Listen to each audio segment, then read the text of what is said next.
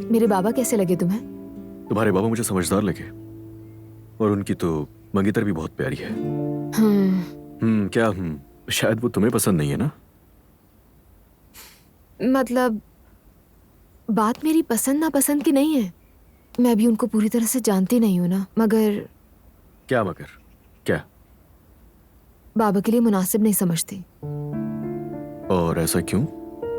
मुझे बस नहीं लगी। अगर तुम थोड़ा खुलकर बताओ तो मैं भी समझ जाऊं।